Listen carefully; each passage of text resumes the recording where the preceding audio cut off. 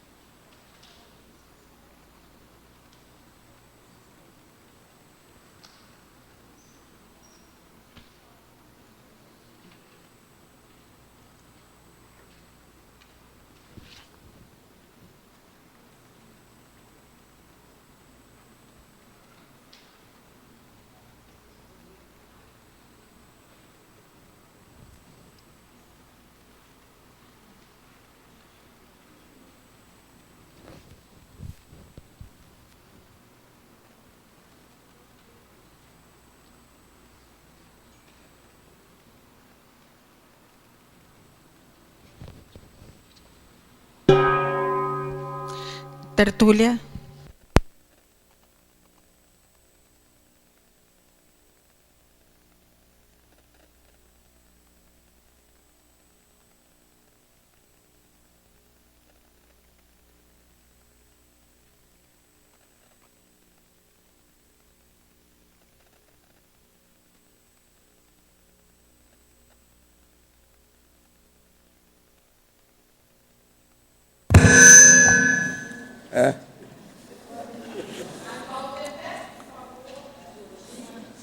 Qual é a reclamação agora? Mas olha, o Detalhino tem 13 máximos. O tema é autovivência hiperagudizada.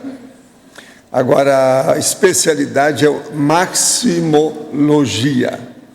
Definição: a autovivência hiperagudizada é a condição existencial temporária concebida e desempenhada pela consciência lúcida a fim de extrapolar determinadas conquistas conscienciais, se possível de imediato, empregando os máximos desempenhos pessoais, omniconjugados intensamente, de modo paroxístico, agudo, culminante e homeostático, em período de tempo definido. A autopensionização hiperatilada, a consciência lúcida ainda na condição da inconquistabilidade autoevolutiva. A hipersensibilização dos sentidos, a hiperatenção aos estímulos, a hiperapreensão dos detalhes, a hiperretenção da memória. O fato relevante de a autovivência hiperagudizada ser mega assédio, mega conquista e mega exemplo parapsíquico. A projeção lúcida, a paraprocedência. A cosmoconsciência. Agora, na argumentologia, a divisão argumentologia, nós temos o tópico da taxologia, com 30 conceitos evoluídos adstritos à linguagem culta, técnica experimental, alguns vocábulos sesquipedais da conscienciologia, capazes de explicitar melhor a realidade e a relevância das autovivências íntimas, quando hiperagudizadas e exaustivas, realidades ainda de difícil entendimento para a consciência vulgar. Vocês veem que esse verbete aqui é para vocês, porque não adianta falar com o resto, que a maioria não vai entender essas coisas. Agora, na remissiologia, destacamos 5 verbetes dentre os 15 indicados. Agudização do autoparapsiquismo, autovivência experimental, hiperacuidade interassistencial, maximologia evolutiva, e triatleta conscienciológico. Frase enfática. A autovivência hiperagudizada chancela, em definitivo, a condição de mini-peça da consciência lúcida, integrando o paravoluntariado do max-mecanismo multiexistencial ou multidimensional interassistencial. Você já vivenciou ou pretende vivenciar experiências hiperagudizadas? Com qual intenção? Quer dizer, tem que ter uma intenção boa, positiva, cosmoética, interassistencial, que é o ideal, né? A gente já dá todas as dicas aqui dos pulos do gato. Agora, questionamento. Qualquer pessoa pode estudar e frequentar os laboratórios, mesmo não sendo intermissivista? Yes, indeed. Of course. Sure. O que mais? D'accord. Agora aqui outro. O senhor poderia falar sobre a transmigração de consciência para outro planeta? Qual é o critério utilizado? Quem decide? O livre-arbítrio dessas consciências é respeitado? Por que ainda não foi feita a transmigração de certas consciências da baratosfera se não querem evoluir? Escuta, é o que estão fazendo, resolver fazer a coisa em grande número, de uma maneira coletiva, a partir de 1950, depois da Segunda Guerra. Isso já estava sendo programado devido ao processo da Reurbex, que, pelo que eu sei, vem desde 1100. Agora, quem dirige isso são consciências livres, são consciências que estão fora dos processos desse planeta diretamente. Elas governam, sobrepairando o problema todo, a partir dos serenões. De que maneira o projetor pode dessomar em decorrência de ataque extrafísico, se quando atacado, seus batimentos cardíacos aceleram, gerando atividade correspondente ao estado da vigília física e fazendo que o cordão de prata puxe o projetor para dentro do soma? O senhor poderia explicar? Escuta, junta aí uns mega assediadores e vão diretamente na pessoa e trabalha com as energias dela. Então eles anulam esse negócio todo, pode matar a pessoa. A maioria dos homicídios que acontecem por aí afora são feitos com assediadores. Isso é a opinião de quem trabalha com muito processo de desassédio. Outra coisa, a pessoa morre e vem o médico e dá lá a causa-morte, qualquer coisa, o negócio já passou. Mas por que provocou aquilo? Quase sempre tem assediador atrás. Muitos casos tem. Eu não sei o percentual, mas ele é bem alto. De que maneira posso reconhecer em mim se possuo sensibilidade suficiente para poder desenvolver a projeciologia, a conscienciologia e poder trabalhar na assistência? A ansiedade atrapalharia esse desenvolvimento? Olha, qualquer um pode, desde que entenda o que a gente está falando. Se você não entender, conversa, pergunta, questione do jeito que você está fazendo agora. Aí a gente esclarece. Então, qualquer um pode. E eu vejo alguma dificuldade, por exemplo, para a minha gatinha lá em casa entender a conscienciologia. O mais eu não vejo. Qualquer uma aqui pode, não tem problema nenhum. E lá fora também. Agora, outra. Parafatologia, página 31, terceira linha. De que maneira a EQM, quer dizer, a experiência da quase-morte, que apresenta grande leque de manifestações, desde a baratosférica, traumática, até extremamente positivas, recicladoras, amparadas, faz parte das autovivências hiperagudizadas. É lógico que faz, né? Agora, uma das que faz mais séria é a cosmoconsciência, experiência da cosmoconsciência. A definologia apresenta o termo homeostático, mas nem todo EQM tem um contexto nesses termos. Poderia nos explicar melhor esse item? O caso é o seguinte, a definologia dá a coisa do jeito que é. Agora, por exemplo, a pessoa pode ter uma experiência dessa negativa, por isso que o verbete é neutro. Vê se entende isso aí. Agora, o processo que ele quer dizer é quando a pessoa chega no acume, que ela está no ápice, que ela está lá, tranchando, no máximo que ela tem. Agora, veja, só de falar os máximos aqui, a gente pode repetir para vocês saberem. Vamos ver tudo que diz respeito ao máximo. Extrapolação, máximos desempenhos, omniconjugados, de modo paroxístico, agudo, culminante, homeostático, em período de tempo definido. Só aí tem 3, 6, são 8 expressões que nós estamos falando. Agora, ó, o melhor da história é o seguinte, tem o verbo concebida e tem o processo, condição existencial temporária. Ninguém vive nesse paroxismo assim total. Nem o serenão não pode viver, porque se ele viver, ele vai acabar denunciando o anonimato dele.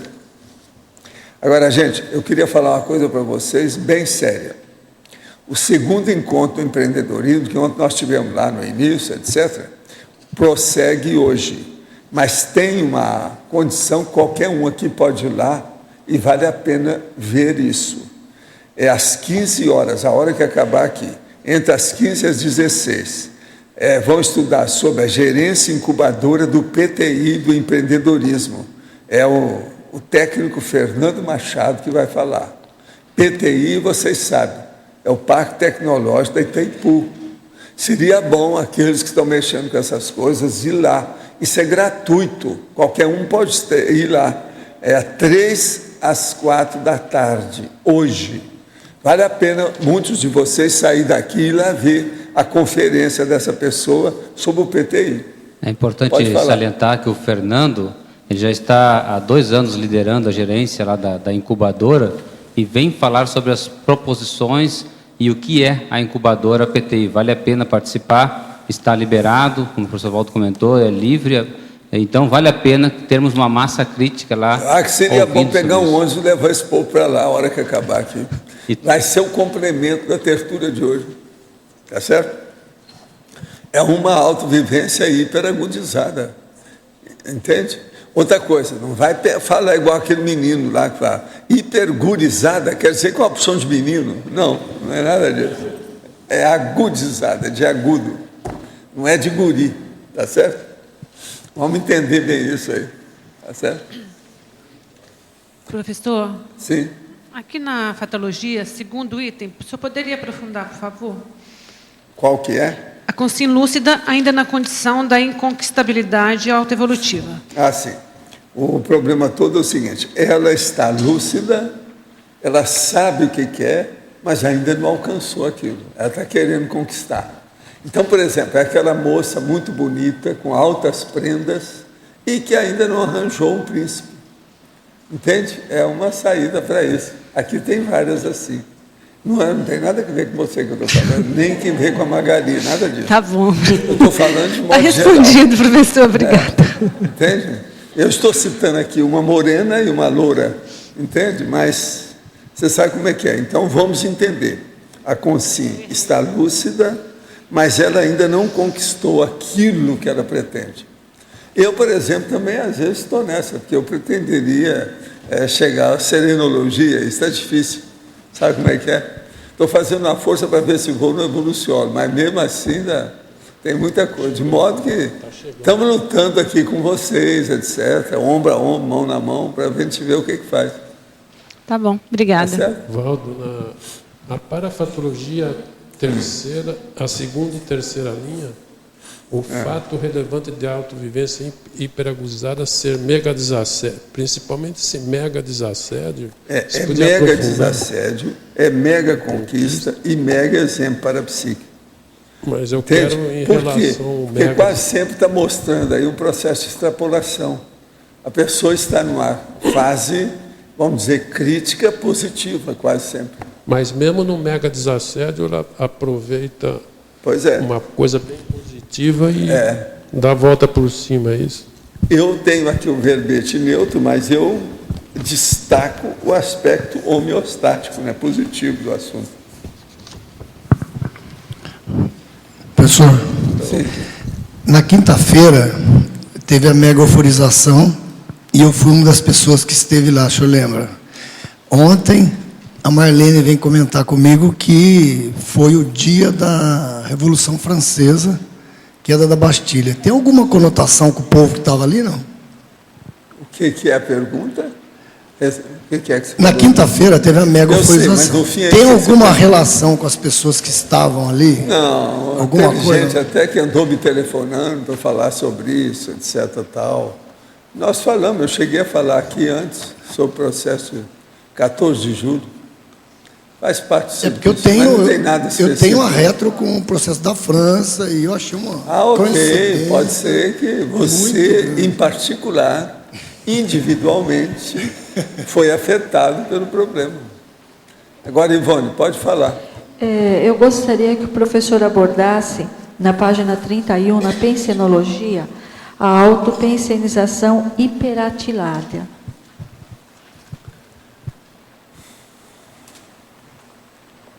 A autopensenização. É a última da pensenologia. A autopensenização hiperatilada.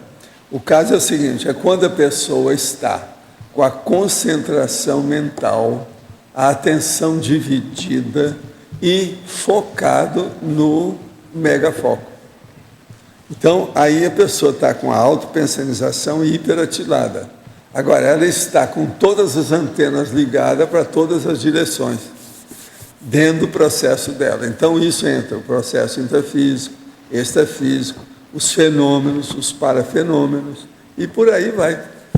Tem uma série de condições nesse sentido. Agora, veja, a autovivência hiperagudizada, ela pode ser assentada em cima dessa condição.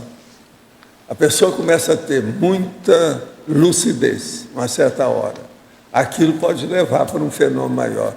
E ela conquistar de início uma extrapolação e depois ela conquistar aquilo de uma maneira mais assentada, vamos dizer, rotineira. Depende dela.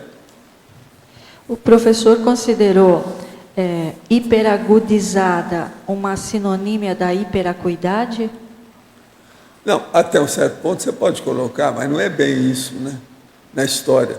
Vamos entender bem, autovivência hiperagudizada, quer dizer, houve uma agudização do modo da pessoa ser. Então, uma holomaturidade, a hiperacuidade, ela pode ser, mas é uma condição generalizada na vida da pessoa. O que nós estamos falando aqui é o fato em si, aquele fato de acume, vamos dizer, crítico. Está entendendo? Agora eu entendi. E a última, professor, na página 32, sobre interaciologia, a última linha, a interação, hiperagudização, hipermemorização. Hiperagudização e hipermemorização. Vamos entender bem. Quando você chega ao máximo da recuperação dos seus cons, você tem uma hiperagudização de alguma coisa.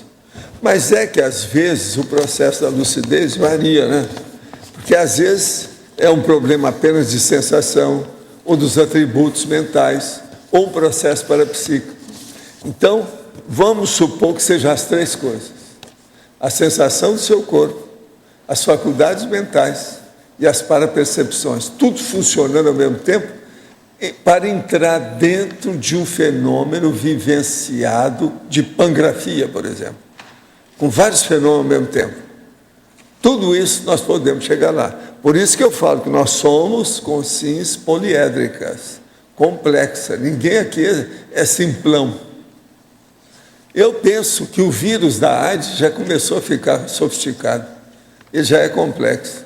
Vocês viram, o vírus dessa gripe, daí, de uma hora para outra, ele muda, ele faz uma mutação. Olha a complexidade do vírus. Agora, pensa bem a gente. Com quantas bactérias a gente tem? Fala alto. 100 trilhões.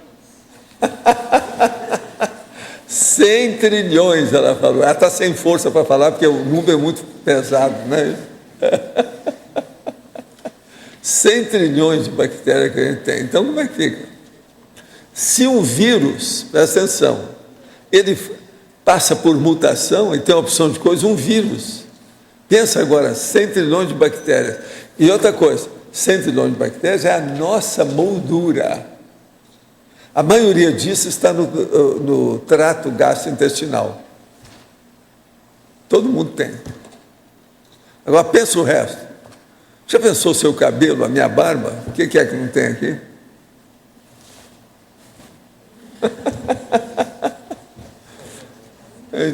Então, nesse tipo de interação, a gente pode dizer que situações de hiperagudização favorecem a hipermemorização, é isso que você está querendo dizer? Favorece todas essas hiper que eu falei aqui. Tá. Querendo, eu vou repetir. Quer ver? Tem várias. Hiperagudização, ela favorece a hipersensibilização dos sentidos, a hiperatenção aos estímulos, a hiperapreensão dos detalhes e hiperretenção na memória. Mas tem mais hiper, né? A gente poderia aumentar se quisesse. Mas, por outro lado, também uma pessoa que tem uma boa memória, que tem um cultivo da boa memória, isso também pode favorecer situações de hiperagudização, né? Pode, mas aí também tem uma outra coisa. Ela pode viver também dentro de um nível normal dela de alta expressão, destacável, notável. Você está entendendo? Então, isso também é sério. Aí, quanto mais a gente melhorar os sentidos do corpo, as faculdades mentais e as parapercepções, melhor para a pessoa. Né? Agora, põe isso tudo funcionando ao mesmo tempo, dentro daquilo que eu chamo a atenção, a pangrafia. Agora, Cristo, uma coisa impressionante. Milênios nós temos aí de religião. Nunca ninguém falou nesse nível. Nunca fizeram pesquisa, nunca a pessoa parou para pensar, para ver o processo tudo junto. Então, fala em milagre, fala em prodígio, fala nisso, concepção disso, aparição daquilo, mas não... Sendo que isso aqui explicita tudo. Tanto aqui, veja bem, o sentido do corpo, visão, audição, faculdades mentais, lembrança, memória, juízo crítico, a faculdade de elaborar o pensamento. Agora, depois, clarividência, energia, estado vibracional, projeção. Agora, põe isso tudo junto. E outra coisa, dentro da pangrafia, que é o conjunto de vários parafenômenos simultâneos, tudo com convergência para a mesma meta. Como é que fica? Então, na verdade, nós vamos ter uma hipermeta, um hipergol, vamos dizer assim, um hiperfoco. Você está entendendo? Agora, veja, eu acho que isso tudo está na mão de vocês. É um processo de começar a desenvolver mais o estado vibracional. Vocês vão bater lá. Agora, a chave é o estado vibracional, a gazua, que abre a porta. A mega euforização está no caminho disso, no meio do caminho. Mega euforização. Tem uma opção de cor no meio do caminho. A pessoa vai anexando. Ela vai incorporando aquilo nela. E o comboio aumenta, o comboio dela. Val, na tecnologia, essa última técnica, o fato importante de somente se indicar a técnica da autovivência hiperagudizada a quem não faz necessário, por exemplo, o laboratório conscienciológico da mobilidade física virgem já alcança alto nível de mega euforização. Aí eu não entendi por que se falou que não precisa do laboratório de mobilidade. Nós estamos falando a coisa realisticamente aqui, nua e crua, né? Mostrando a realidade, como é que é. Isso aí seria o ideal. Que já alcança, porque sem necessidade. Olha só, o fato importante de somente se indicar a técnica da autovivência hiperacudizada a quem não se fez necessário, por exemplo, o laboratório. Então, a pessoa que não treme mais. Senão nós não vamos falar nisso, vou perder tempo com essa pessoa. Eu queria falar com você sobre isso. Eu não vou perder tempo com uma pessoa dessa. Ela precisa de outras coisas. A primeira coisa, dá um jeito e dá um basta nela, né? Dá uma cutucada para a pessoa. Karma. Aí é ego-karma. Mas você quis dizer que ela já, sei lá, não sei se você quis dizer que ela já fez esse laboratório e já não precisa mais. Não precisa, não, ele nem fez porque não precisou. Ele já nasceu com uma mobilidade física virgem alto nível. É isso? Não precisou. Paulo? Você acha que eu, em alguma época, precisei desse laboratório? Presta atenção. Agora, o melhor da história, você sabe que tem um processo de fazer isso aqui melhor, né? mais sério, mas eu não faço para não chatear o povo, eu nem falo muito nisso aqui. É você pôr a pessoa em pé e falar assim, você não pode piscar. Você fala para ela, não pode piscar. Fecha os olhos, não pode piscar. Tenta fazer. Não, fecha os olhos, não pode mexer os olhos.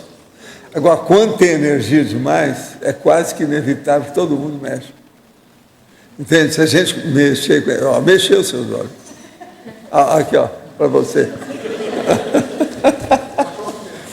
Hein? Não, aí você estuda, né? Talvez aí 30 segundos. O que você acha?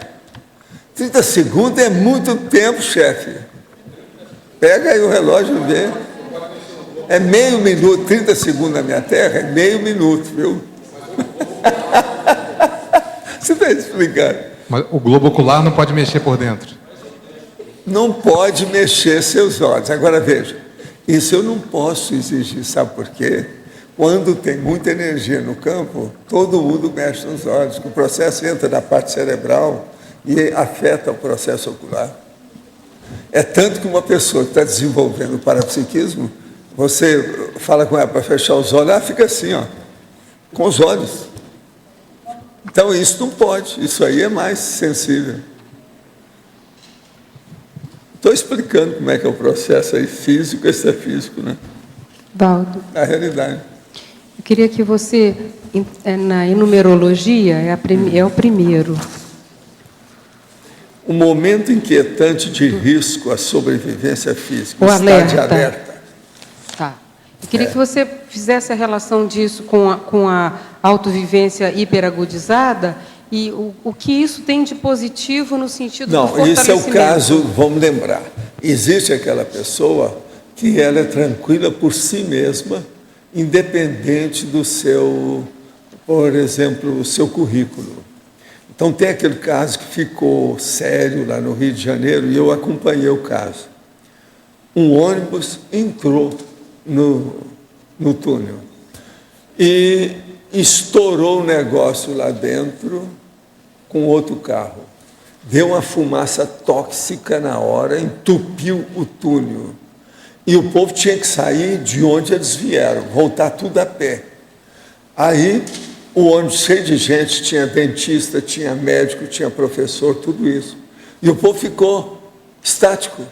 Ninguém quis mexer. Uma dona bateu e falou assim, epa, vamos todo mundo sair agora aqui para não ficar intoxicado. Vamos ver, desce em fila sem pânico. E começou a organizar o povo. Era uma dona lavadeira do Rio de Janeiro, praticamente analfabeta. Mas a dona cuidava da casa, do povo, daquele negócio, com mais iniciativa do que todo mundo com curso superior que havia ali. Ela praticamente salvou aquele povo todo. Que o gás que saiu de lá era tóxico, brabo. E ela pôs todo mundo em fila e falou assim, agora pode correr. E eles voltaram, correram de onde entraram no túnel. Isso aconteceu no Rio. Então você veja, observa aqui, o momento inquietante de risco à sobrevivência física, o estado de alerta. Essa mulher era mais inteligente, com estímulos melhores e maior prioridade em matéria de lucidez do que a maioria daqueles caras, tudo formados que estavam lá. Porque, Valdo, tem um paradoxo nisso aí, porque às vezes, quando se trata do bem-estar de muitos, a nossa reação é uma. E quando se trata apenas do seu próprio bem-estar, a sua relação é outra. Mas a pessoa, quando está nesse grupo, ela se incorpora, né? Ela está ali. Ela é um corpo só. Tinha que tomar providência. Uma outra coisa, não fica pensando que a dona estava na porta do ônibus. Não estava, não. Ela estava no meio. Foi uma das primeiras perguntas que eu fiz. Ela estava no meio do povo. Ela tomou iniciativa. Isso aí, o nome disso é iniciativa, expediente. Você está entendendo? Ela teve mais do que aquele povo todo. Então você veja o que é a pessoa estar atenta à hiperatenção, à agudização, à hiperacuidade. Agora, isso ocorre também porque, pelo fato da pessoa estar pensando no bem-estar de todos, ela tem um amparo de função, uma fortaleza própria. Não, ali no caso, em parte, eu acho que o problema dela de ajudar os outros, de servir os outros, ser prestativa, deve ter predisposto o processo. Mas eu não vejo. A coisa mais séria que também os psicólogos, médicos examinaram era o seguinte: é a iniciativa, o expediente dela, de tomar atitude na hora. Isso é que é. Essa dona é aquela do que eu falo, do vulcão. Mas, olha, estourou o vulcão aí. Qual que é a cor da lava? E falando devagar. É bonita? Essa é desse jeito. Então, veja, é uma frieza que não é a frieza de assassino. É a frieza da maturidade. A maturidade cria uma frieza siberiana. Esse é um tema central neutro, quer dizer, essa autovivência hiperagudizada, ela pode surgir de uma reação da holobiografia, de coisas passadas, ou em função de um outro trabalho qualquer. Pode, de todo jeito. E outra coisa, o cara manda matar o outro quietinho, tranquilo. Tem muita gente assim. Você pode comentar, os mastermind, os doidos. Você pode comentar isso do ponto de vista dos acertos, quer dizer, dos acordos, grupo policármicos, de um trabalho em execução? Kármico, tudo tem, né? Depende do que é, né? Tudo isso aí influi. Agora, o que eu vejo é o seguinte: vocês estão numa hora que deve estudar esses aspectos fenomênicos. É o ponto de vocês. Vocês tinham que levar esses deveres para casa, para poder estudar. Isso aqui é um deles. Autovivência hiperagudizada. Porque a tendência nossa agora é ter muito disso. Agora, vai chegar um ponto que quando você pensa, já apareceu uma coisa superior àquilo. A agudização vai ter uma natureza ou uma estrutura mais avançada ainda. Aquilo que você fazia antes ficou pequenininho. Então, nós temos que estar preparados para esses avanços naturais do processo de autoconsciencialidade.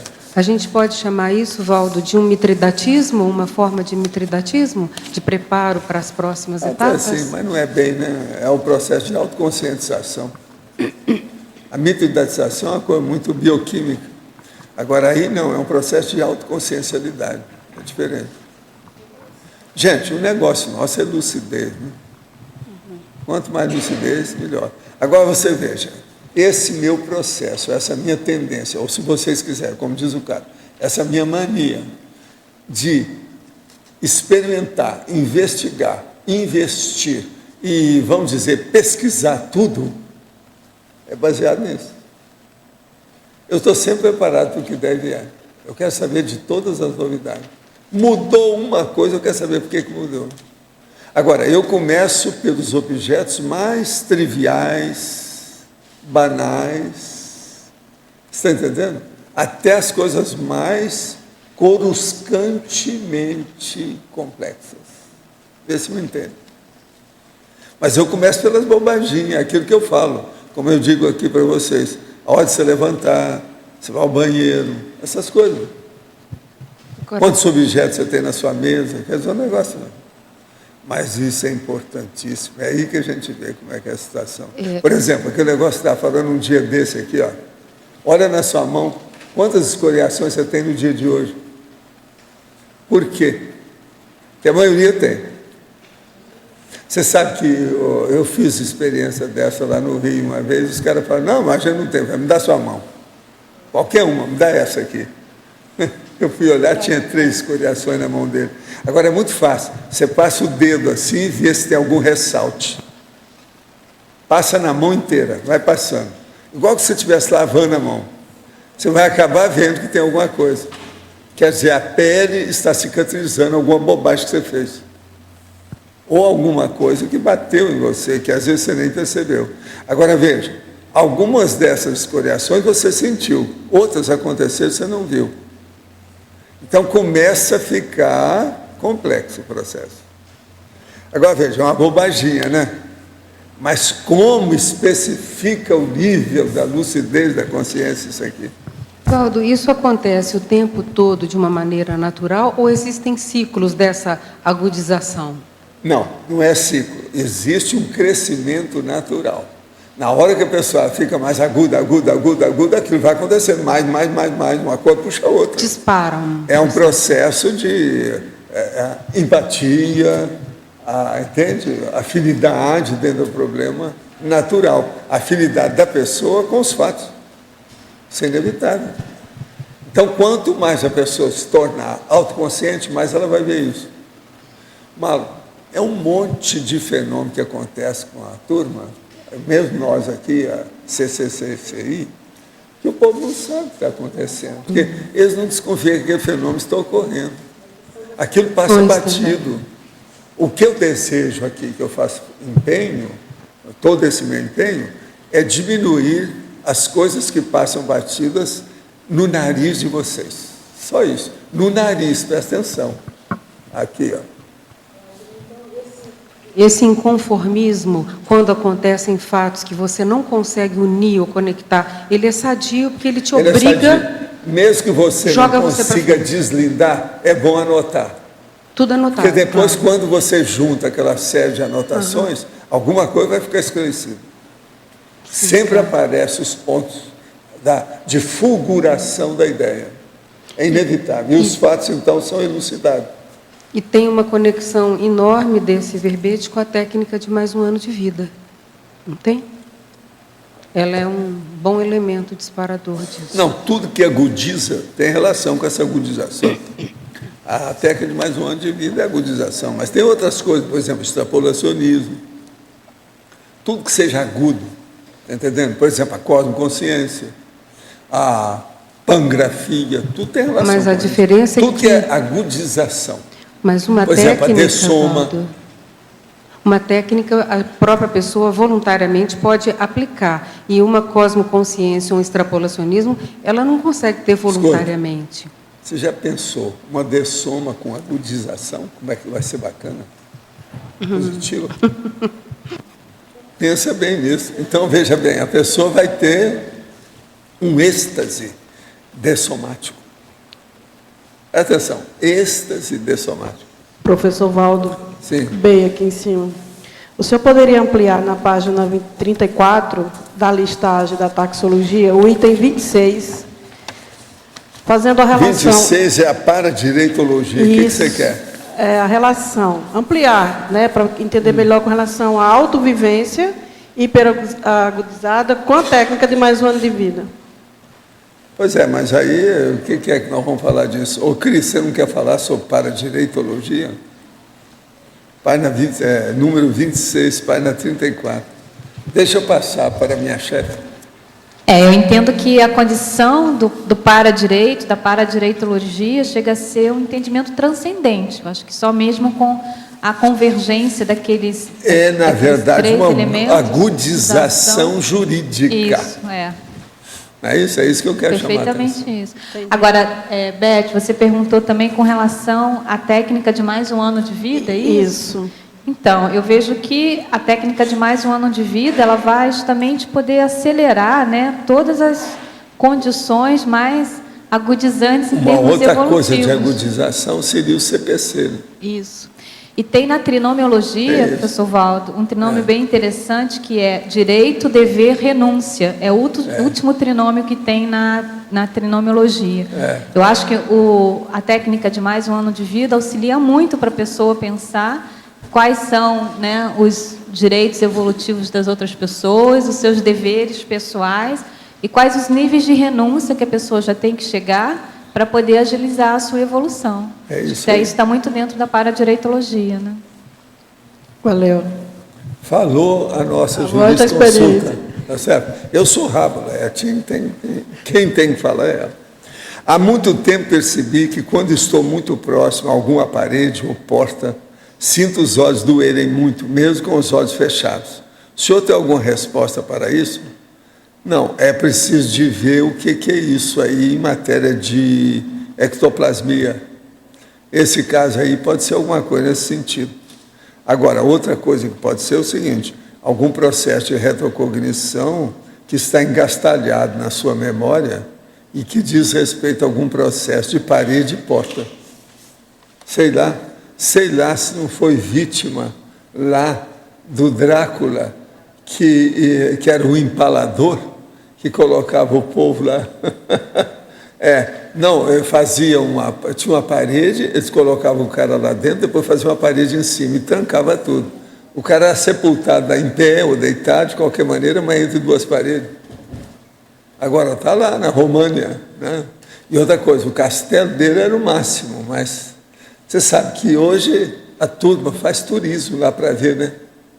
O Drácula, Conde Drácula. Ele era conde mesmo, real, tudo certo. Agora, gente, uma coisa fabulosa, que é um lugar que eu nunca fui, você sabe que numa certa época me dá vontade de ir lá. É aquele castelo daquele rei que fez nos Alpes. Vocês já viram a fotografia do castelo? É uma loucura. Nos Alpes, cada Edelweiss. Vocês sabem o que é Edelweiss? Edelweiss é o negócio da flor que aparece lá nos Alpes. Mas agora o cara fez um castelo lá no meio. Ele é altíssimo. É mais do que aqueles da Disney World, Disneylandia. Mas impressionante os negócios enormes. E no meio daquelas, sabe? Aquelas montanhas, aquele negócio todo. Como é que o cara fez aquilo? E até hoje o negócio impressiona. Eu vi filme disso aí com calma. Aquele canal da História há pouco tempo trouxe ele de novo. De vez em quando eles mostram o negócio dos Alpes. Mas agora aquilo é impressionante. Agora, esse castelo eu desejaria ir lá. Teve uma época que eu tentei, mas estava problemático, visita, não sei o quê. É um negócio complicado. Para chegar lá já é um problema. Tem que escolher a época do ano, porque senão é muita neve. Lá já tem naturalmente, né? Agora, a Edelweiss é a florzinha que dá lá, que se tornou símbolo dos Alpes, com a coisa toda. Isso aí é impressionante, a gente pensar. Aquilo é uma agudização física de um local agudo. Você está entendendo? Pois é, isso é que eu quero chamar a atenção. É impressionante. Lá já tem muito pico. Ele fez aquilo em cima de um com mais pico ainda. Você está entendendo? Uma loucura aquilo. Olhe uma hora se passar na mão de vocês, qualquer coisa dos Alpes, o castelo que o cara fez lá, o rei. Sei que o senhor é contra a leitura dinâmica e com a experiência que tive, acabo tendo a mesma opinião. Olha, eu não sou contra. Se a pessoa já está lendo, mesmo que seja leitura dinâmica, já é alguma coisa boa. Agora, eu não acho que a leitura dinâmica seja ideal, é só isso. A leitura dinâmica prejudica a compreensão do texto. Ainda bem, você entendeu. Sabendo dessas informações que eu obtive por experiência própria, posso afirmar que ao invés de buscar a leitura dinâmica, devo buscar a compreensão dinâmica. Yes, é isso mesmo. Buscar entender as coisas mais rapidamente do que de que maneira fazer isso. Olha, é justamente isso aí. Então, a primeira coisa que tem em matéria de leitura, eu vou te falar como é que é o meu conceito e o meu princípio sobre essas coisas. Você tem que ver a sua compreensão do texto. Se o texto interessa a você, você tem que ver se ele é o mais importante, se é do Papa na área, como é que é. Se aquele texto é, enfim, aquilo que é o mais importante dentro da linha de pesquisa que você está fazendo. Se ele for, essa leitura merece ser feita 3, 4 vezes. Uma hora você vai procurar uma coisa, outra hora você vai procurar outra, sempre visando algum objetivo específico. Agora, tem outras leituras que você começa a ver, viu que não interessa, você corta aquilo fora. Então, veja, são dois extremos. Uma que você precisa de ler demais e outra que você joga fora a leitura na hora. Essa, vamos dizer, divisão é o discernimento da pessoa para saber a compreensão que ela tem do que ela deseja e da leitura que ela vai fazer. De modo que você está certo. Agora, precisa de colocar aceleração nessa compreensão do jeito que você falou e aumentar a agudização que nós estamos falando aqui. A autovivência com agudização. Isso é a lucidologia. A lucidologia é a ciência do processo da lucidez. Então é muito importante pensar nisso. É a recuperação dos cons. Cons são as unidades de lucidez. Agora aqui, há cerca de 15 dias, minha tia, irmã do meu pai, dessomou. Tinha síndrome de Down e 56 anos. Hoje acordei às 4h40 da manhã com uma experiência extrafísica rememorada, na qual ela aparecia junto com minha avó. Sua aparência era de criança, com 6 ou 7 anos. Parecia muito alegre na interação com a mãe. Poderia comentar o caso de pessoas com síndrome de Down e a relação com o rejuvenescimento do psicossoma após a morte? Essa experiência pode ser indício segundo a Dessoma? Olha, tudo é possível. Tudo tem razão de ser. É preciso examinar. Se isso aí tiver importância, você vai saber oportunamente, ou com o aparecimento dela já consciente, ou alguém que vai talvez falar para você alguma coisa nesse sentido. Agora, que isso aí pode ser recuperação? Pode. Porque uma pessoa que está com a síndrome de Down não quer dizer que ela, dessomando, ela vai continuar com alguma alteração. Não, ela pode mudar tudo. E ela muda até a aparência dela devido à transfigurabilidade do psicossoma. E outra coisa, a primeira coisa que acontece é rejuvenescer. Agora, às vezes não vai assim para 6, 7 anos, não. Ela rejuvenesce geralmente quando a mulher é mais ou menos 17 anos, que é quando a mulher é mais viçosa, é aos 17 anos. Por isso que quando a gente vai bater palma aqui, eu faço assim, a gente está completando os seus 17 anos. É quando tem mais vício a pessoa, do ponto de vista intrafísico. Mais ou menos é 17 anos de modo geral. A maioria das etnias ou das raças. Isso aí é minha pesquisa de muito tempo. Outros podem falar que seja 18 anos, 22. Se for balzaquiano, vai falar que é depois dos 30. Mas o negócio é 17. É o maior vício. A pessoa está viçosa.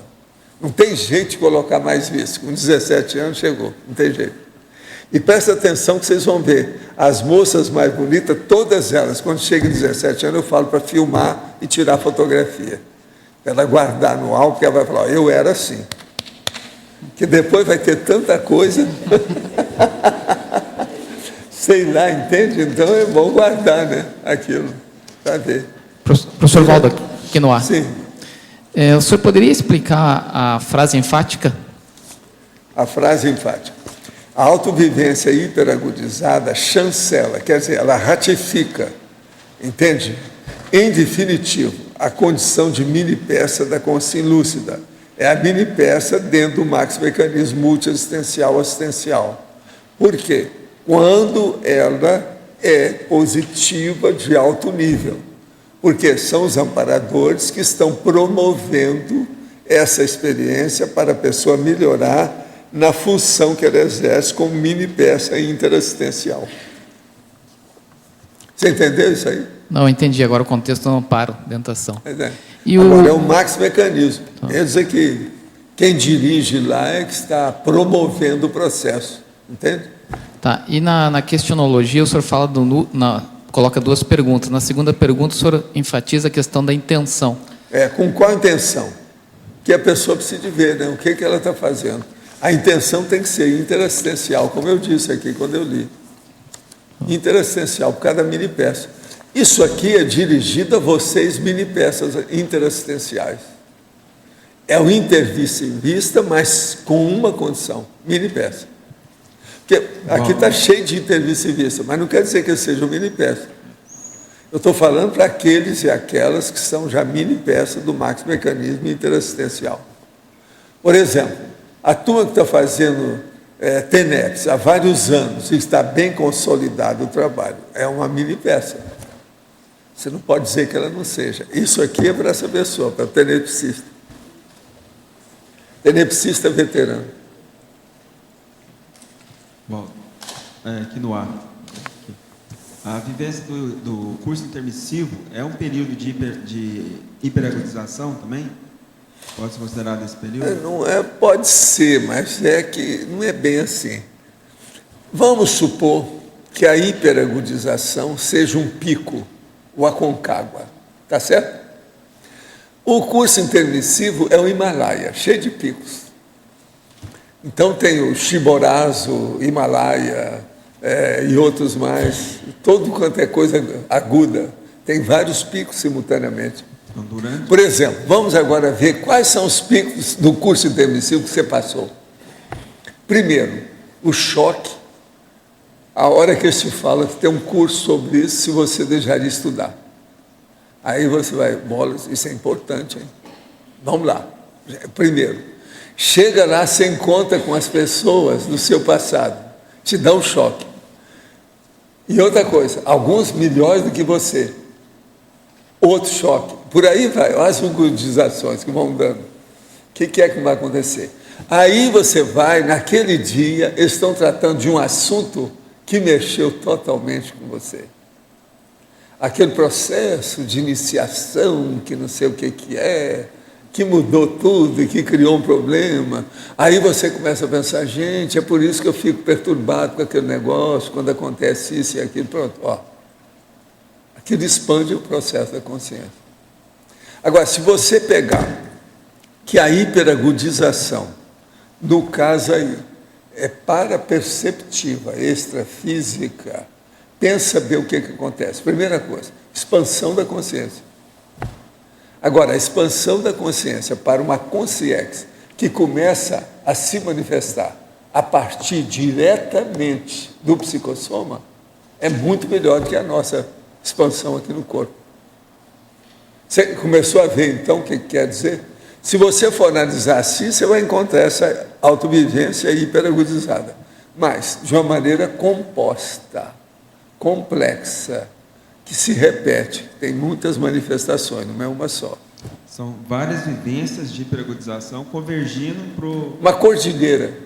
Mas com que em vez de ser um pico só isolado, por exemplo, em vez de ser aquele poste, vocês viram que tem um poste aí de iluminação, igual do aterro do Flamengo no Rio. Vocês viram com as lâmpadas, tudo lá em cima? Eu vi ligando, ficou o máximo.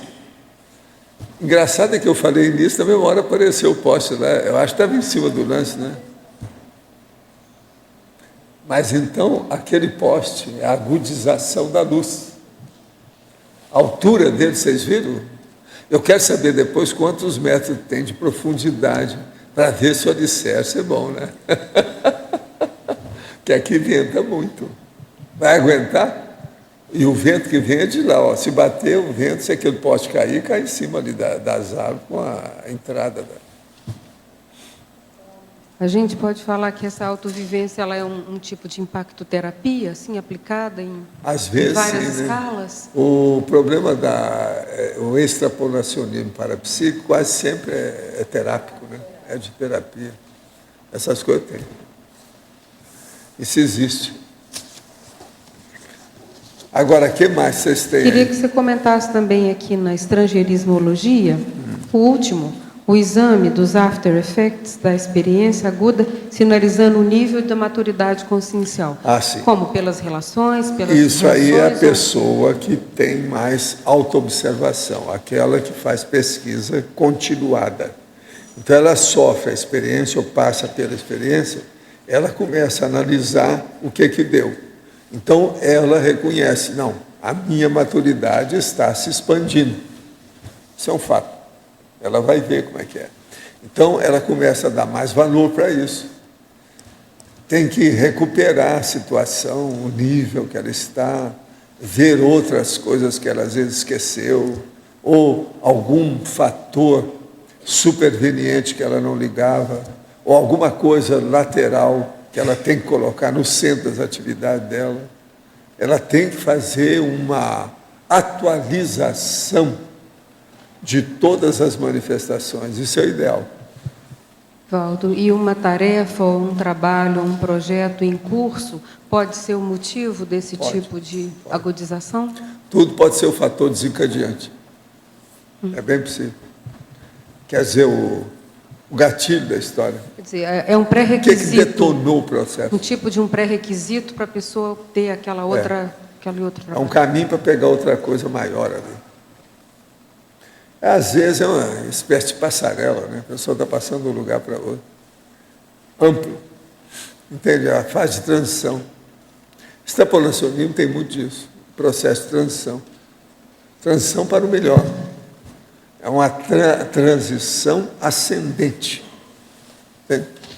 Valdo, o que a pessoa pode fazer para aproveitar ao máximo o momento em que ela atinge essa agudização? É ela procurar ficar, em primeiro lugar, tranquila e raciocinar com calma. Sem euforia. Nada de euforia. A euforia pode estragar tudo. ela tem que ficar bem equilibrada, harmonizada intimamente. Quanto mais, melhor. Alcançar um nível, portanto, de lucidez clara, objetiva e fixada. Agora, aí você vai ver como é importante a concentração mental e a atenção fixada. Nós precisamos disso nas coisas. Uma coisa muito séria, quem lucra mais com esse fenômeno é quem sabe sair do bloco com rapidez, de maneira eficaz. Você é bom para sair de um bloco para outro, com eficácia? Isso é importantíssimo. Sair de um bloco. Você está pensando aqui num pensamento, ou alguma coisa, ou desenvolvendo um pensamento com o povo. Daí muda tudo. Sabe como é que é? Sim. E para otimizar essa mudança de bloco, o que a pessoa pode fazer para... Ela raciocinar mais rápido nas coisas e estar mais atenta, atilada. Ficar alerta dentro das coisas. Para sair de um bloco para passar para outro. Você está falando sobre o cachorro, aí vem uma pessoa e fala sobre a teoria geral da relatividade. Pronto. São segundos, você tem que mover todo o seu foco. Você está entendendo? Para outra condição. Isso é muito importante, essa mudança de bloco. Por exemplo, uma pessoa dispersiva, uma pessoa hiperativa, ela não tem facilidade de mudança de bloco. Ela fica fixada, custa sair. Entende? Então, aí é que eles falam, aí a pessoa lerda, né? Sonsa, tem vários nomes, né? Lesa, eles gostam de dizer lesa também, né? Tem vários nomes. Agora aqui, página 32, teoriologia. Teoria da vida humana atual, valer 15 vidas humanas pregressas. Essa sentença diz respeito somente à atual vida dos intermissivistas, conhecedor da conscienciologia ou de toda a consciência? É de toda a consciência, mas mais para os intermissivistas, porque eles receberam mais, né? Então, vamos supor que os outros são só 12, né? O intermissivista é 15, agora para o outro ali 12, para o outro 10, para o outro 8, tá certo? Porque a vida humana hoje, a pessoa tem uma capacidade de comunicação, a supercomunicação, tudo é mais fácil, para viajar tudo é mais rápido, então isso tudo facilita a vida. Todo mundo tem uma vida mais acelerada, com muito mais estímulos diários, são milhares de mais estímulos diários. Isso aí é a turma que já estudou, já chegar a essa conclusão, é estatística. Então, todo mundo tem algumas vidas superiores, não tem nada parecido com antigamente.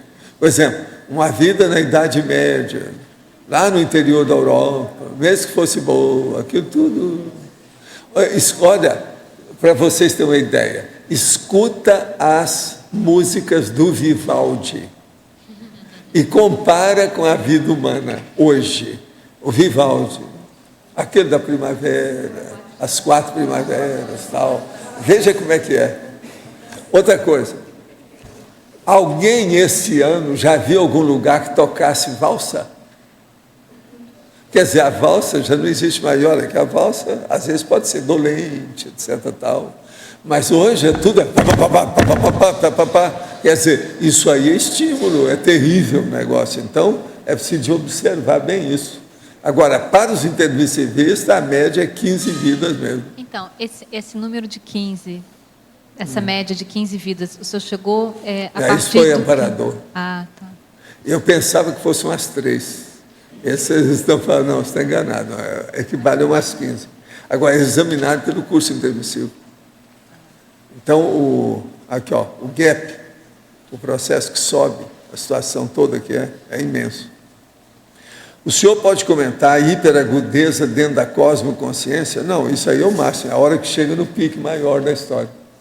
A cosmoconsciência é dentro daquela pessoa, chegou no pináculo, ela tem que ver. Qual das minhas vidas anteriores devo me ater para um megafoco de investigação para melhorar meu temperamento? A primeira coisa é você ver o que é que não tem de bom no seu temperamento. E procurar descartar o mais depressa possível. Ou mais, esqueça. Veja no dia de hoje. O que é que tem no temperamento que não serve? Na estrangeirismologia, página 31, terceira linha, gostaria que o senhor comentasse o checklist conscienciológico. Checklist conscienciológico, sim. O que é que nós vamos mostrar desse checklist conscienciológico? Tem muita coisa que a pessoa pode ver, né? Isso que eu acabei de falar para a nossa amiga, para ela fazer com temperamento, é um checklist. Como é a reação? Como é que a pessoa reage a determinadas coisas? O castelo que o senhor se referiu seria o Neuschwanstein, que fica na Bavária, na Alemanha, é feito pelo louco Ludwig. Sim, mas esse aí, nós estamos falando, é o Conde Drácula. Agora, o outro que eu falei é nos Alpes, é uma beleza o castelo, e não é negativo assim, não. O negócio é outro, são dois que nós estamos falando aqui. O primeiro foi do Drácula, esse outro já é outro assunto que eu estava tocando. Mas esse que você está falando, realmente. Mas não é bem na Bavária, não. A Bavária é outro. Eu acho que ele está confundindo todo. Um é da Romênia, etc. E o outro é nos Alpes, propriamente dito. No meu trabalho, sou a única que sente choques ao tocar em portas e janelas depois de ficar algumas horas trabalhando em frente ao computador. Escutei de 2 professores do IPC que teria potencial tendência para ectoplasmia. Queria saber se existe relação entre essa eletrostática e algum processo parapsíquico. Não, aí, olha, o problema de energia eletrostática pode acontecer independente de ectoplasmia, porque depende dos objetos, das roupas e outras coisas mais que a pessoa tem. De modo que isso varia muito. A gente não pode dizer que seja, não. Não tem muita relação uma coisa com outra diretamente, não. Não necessariamente. Não é necessário. Valdo, página 33, primeiro item, crescendologia, já na primeira frase. O último crescendo, lá. Abordagem preambular, abordagem avançada. O seguinte. O crescendo, indício, prova. Tá, a minha pergunta é, dependendo da consciência e o nível dela de cosmovisão e parapsiquismo, um indício já é uma prova, né? Dependendo do caso. Não, ela não precisa nem de uma coisa nem do outro, ela já domina isso. Esquece isso.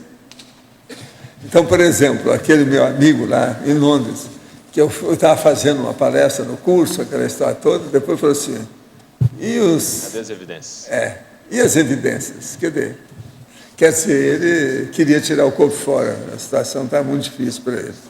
Porque eu estava falando coisa bem avançada, do jeito que estou falando para vocês aqui. Falar isso em Londres, mas lá no caso precisava, por causa das perguntas que me fizeram. Claro, mas ali também nós temos os vários tipos de prova, por exemplo. Passar pelo fenômeno é uma prova que ele é autopersuasivo. Você não descarta o conceito de prova. Aí vem o princípio da descrença, né? Tem que colocar na pessoa. Tem que ver o nível que ela tem do princípio da descrença.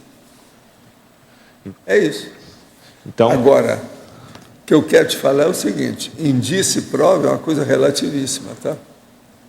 Por isso que eu estou perguntando, depende da consciência. Você pensou, por exemplo, você não precisa apresentar indício e prova para a monja.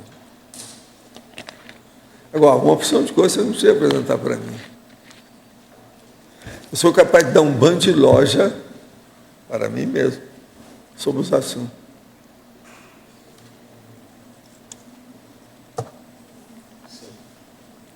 Uma outra coisa muito séria é a vivência mesmo, nós estamos falando aqui, a autovivência. Autovivência, então ela já é uma prova. Se tem, acabou. Que é o caráter da experiência, né? A prova experiencial. Então, por exemplo, você tem que colocar, se você colocar a autovivência antes, a prova e o indício praticamente vão embora, eles ficam secundários. O indício e a prova. Mas a minha pergunta... Só se a pessoa não conhece nada daquilo. Mas vamos supor que ela é veterana, já fez aquilo, já vivenciou mais de uma vez. Então, mas a gente não poderia dizer que, no caso, não é que a prova ficou secundária, porque a vivência dela já é a prova, né? Essa é a prova. O conceito, ele persiste, até porque... Mas agora, o que eu quero te dizer é o seguinte, é que não precisa mais de vivência, que ela já vivenciou. Sim, ela já tem... Isso aí já é serôdio. Aqui o nome disso é serôdio, quer dizer, é uma coisa tardia, já não interessa. Não acrescenta mais. Ela já superou isso aí. Ela está noutra. E é o caso lá de Londres, meu amigo, né? É um dos grandes da parapsicologia. E você ia falar o quê? Aí eu virei para ele assim, ó, faça a sua vivência. Tenha experiência por você. O princípio da descanso, eu falei para ele na hora. Procure por aí. Agora, você veja que não é fácil. Nós não temos experiências iguais, ninguém tem. É preciso ver, né? Qual a modalidade, a qualificação da experiência? Qual foi a intensidade da experiência, o percentual de lucidez que aquilo alcançou? Quer dizer, não é fácil. Isso tudo a gente tem que dar desconto. Agora, Val, aqui também a gente pode levar para a questão da multidimensionalidade, né? Falar do para-indício e para-prova também, né? Tudo. Por exemplo, a sinalética tem para-indícios e... A sinalética é a dependendo base do disso caso, e também vai servir de para-prova. Falou em multidimensionalidade, não se pode esquecer da sinalética nunca. Senão não adianta. Agora, a sinalética ela é importante devido a ser individualizada. Ela é da pessoa. Perfeito. Isso aí é que pesa na balança. Agora, gente, o processo nosso mais sério é de deslindar os fenômenos e parafenômenos, os fatos e os parafatos. Deslindar, clarear, evidenciar, provar para a gente. Em segundo lugar, você vai estudar os outros, mas o processo é você. Agora, a hora que você adquire essa vivência, você tem a prova, tem o indício, tem a vivência. Presta atenção. Você vivenciou aquilo. Então, o ponto pacífico chegou. Acabou. Você ultrapassou um gargalo. Mas não é só isso. Você ultrapassou um paradigma. Então, a matéria desapareceu. Essa vida humana já foi para o espaço. Aqui fica secundário. Aí você começa a ver, não, eu estou na vida humana, mas eu não sou da vida humana. Isso aí muda tudo. Já não tem mais só filosofia, história, ciência, nada disso. Tudo já ultrapassou devido à autoexperiência da pessoa. Mas essa forma de pensar, essa transição, você acha que ocorre realmente para valer a partir de quando? Dessa autoimagem, né? Não, quer dizer, a primeira coisa, esse negócio de a partir de quando, vamos devagar com isso, que nós estamos mexendo aqui com coisa avançada. Então, por exemplo, coloca a serialidade existencial da pessoa lúcida com retrocognição. Isso tudo foi para o espaço. Eu, por exemplo, nunca tive dúvida de nada disso. Já pequeno, não tinha nada. As minhas perguntas eram para saber mais daquilo que eu estava falando. E outra coisa, às vezes eu falava, ninguém nem sabia aquilo que eu estava falando. Então, quem é que ia responder? Aí é aquele negócio.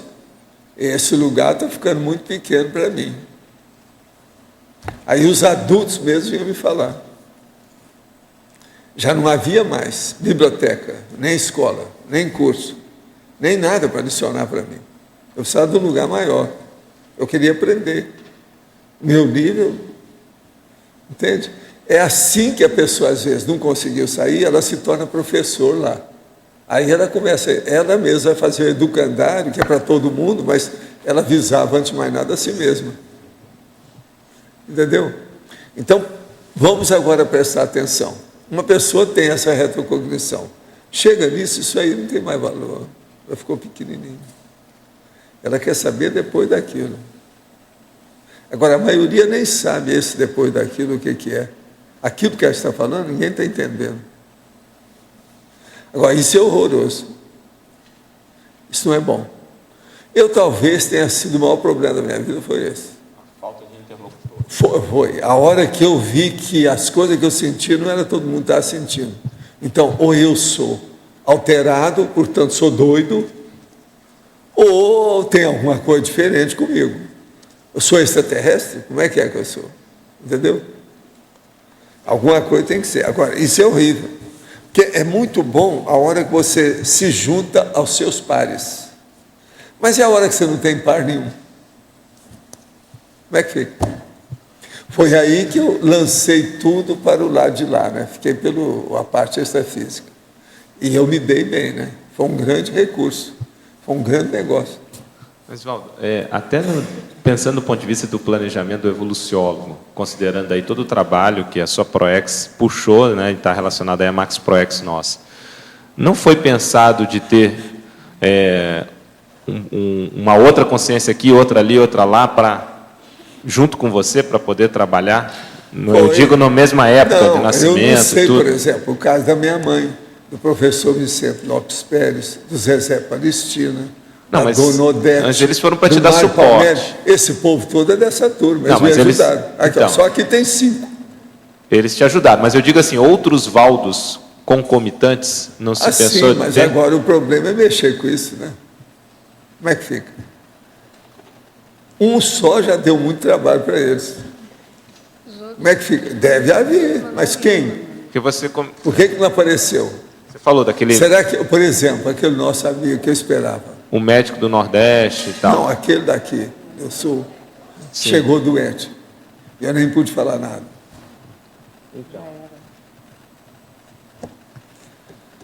O nosso amigo que veio me falar, você não vai falar, Valdo? Você falou nele vários anos aí, não vai tocar no assunto. Eu falei, bico de siri, não fale nada, o homem está doente.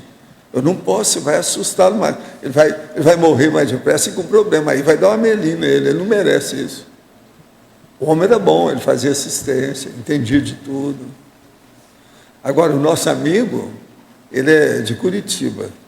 Estava aí conosco naquele curso, mas não era em Curitiba que eu estava. E o cara apareceu. E ele estava presente. É conhecido, ele trabalhou conosco aqui, no CAE, tudo. É gente conhecida. Se um dia ele aparecer aqui, eu vou falar com ele. Lembra daquilo? Ele vai falar. Ele estava lá presente, ele viu o médico também, do jeito que eu vi. Então você veja, como é que fica isso? A gente não sabe, né? O que deu? Se vocês descobrirem qualquer grupo de intermissivista deslocado, vocês me falam, nós vamos entrar em contato. Afinal de contas, né? Vamos ver o que a gente faz.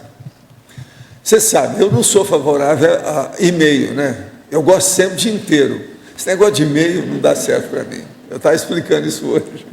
Eu gosto da coisa integral, a consciência integral. E-mail, é meio, isso não resolve.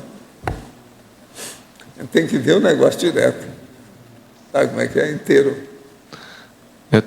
Eu pensei assim, numa lógica, pensando para dar garantia no sucesso desse trabalho maior, né? Se desse problema com aquele grupo, você teria um outro... A garantia, sabe, sojou. Então, mas... Você está entendendo? Quer dizer, jeito. O negócio é terrível. Fazendo uma analogia com o investimento. A garantia sojou. Quando vi isso, aos 14 anos, eu falei assim, eu tenho que me mexer. A responsabilidade é muito maior. O problema é meu. Eu tenho que dar um jeito. É justamente a garantia assim, sojou. Fazendo uma analogia com o investimento, né? Que você não deve colocar todo o dinheiro na mesma cesta. Não, isso é o tipatia. Então, não é fazendo o professor Pardal, não é. Por aproximação, uma analogia. Quer dizer, investir apenas naquele grupo, naquela pessoa, é um risco muito grande também, não é?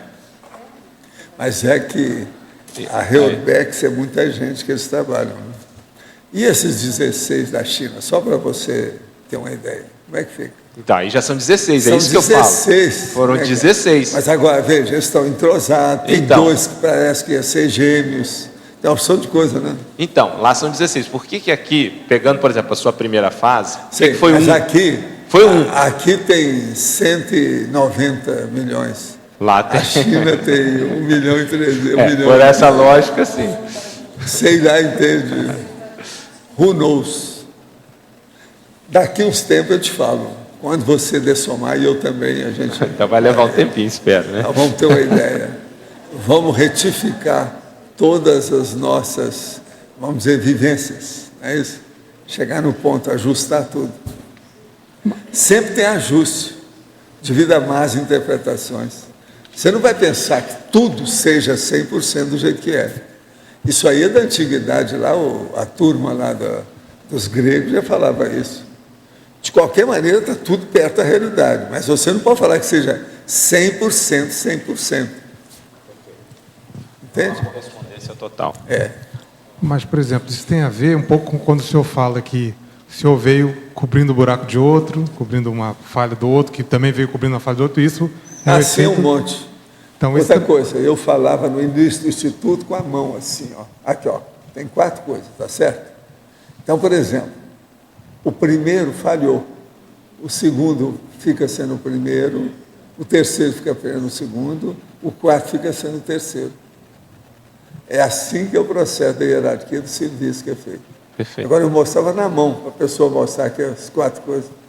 Mas você acha que isso mostra a dificuldade justamente disso que o Lógico está falando? Pelo fato de não dar para, às vezes, agrupar 2 ou então, mas ou mais? porque isso aí é linear, né, Valdo? Foi numa sequência linear. Gente, é muito complexo. Um só já é complicado então, até compor. Agora, se você misturar paralelo. tudo... A minha pergunta era, se você não puder ter isso, paralelo. Vocês têm que lembrar só uma coisa muito séria. Nunca é um só. Eu não sou um só. Presta atenção. Só enumerador... Não, extrafisicamente não é, mas eu intrafisicamente... tenho aqui um suporte violento. Sem dúvida, é plural. Mas intrafisicamente, Valdo, uma boa parte da sua vida foi um. Não, mas a base de tudo, a liderança, ela é universal, é assim. Agora, para você tem que ter uma liderança individual para chegar no colegiado. Isso não tem saída.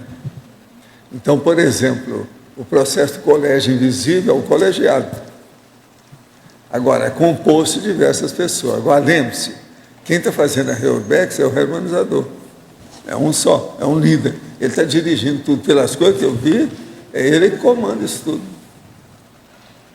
Em alto nível.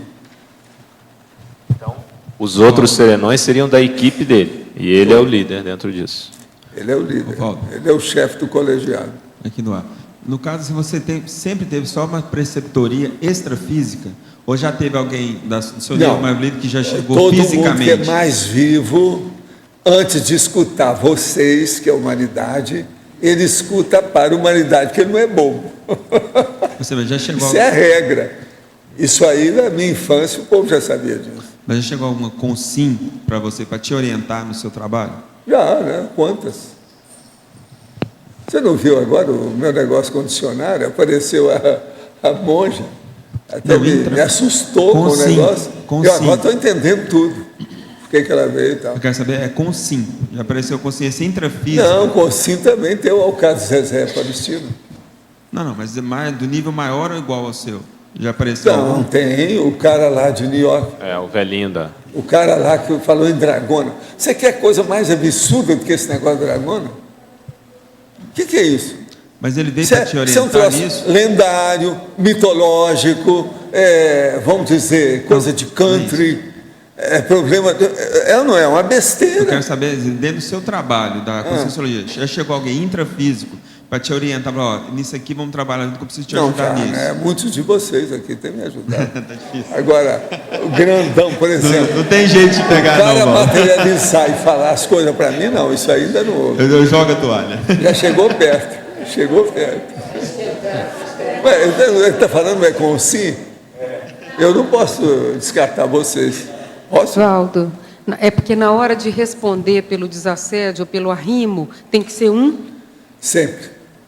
Costa larga. Entendi. Foi aquilo que eu falei com o Chico. Na hora de responder, mas quem responde? Qualquer coisa que acontecer no movimento espírita, nesses 10 anos que eu trabalhei com você, coloca tudo nas minhas costas, que eu tenho as costas largas. É um com as costas largas. Falei isso com o Chico antes de sair de lá. Qualquer coisa. Agora, eles até que não colocaram muita coisa, não falaram muita coisa, não. Nisso está relacionado aquela tendência da pessoa virar uma bandeira de alguma linha de conhecimento, alguma coisa? Agora, ó. Negócio por isso que a pessoa tem que vincular numa só? Eu tenho para vocês como esse negócio é sério devido ao problema do indivíduo dentro da equipe.